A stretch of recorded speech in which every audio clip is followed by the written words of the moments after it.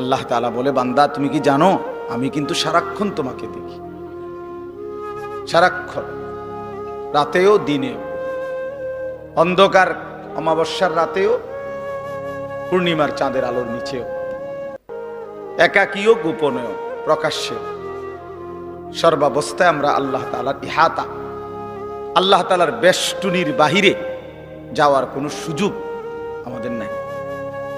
কোরআন শরীফে আছে, আল্লাহ তাআলা বলেন, ইয়া মা'শারাল জিন্নি ওয়াল ইনস ইন ইসতাতা'তুম আন তানফুযু মিন আকতারিস সামাওয়াতি ওয়াল আরদ ফানফুযু।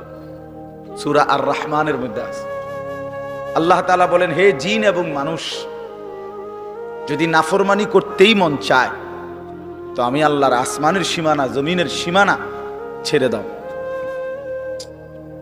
আমার সীমানার থেকে বেরিয়ে পড়ো, দেখো পারো কিনা।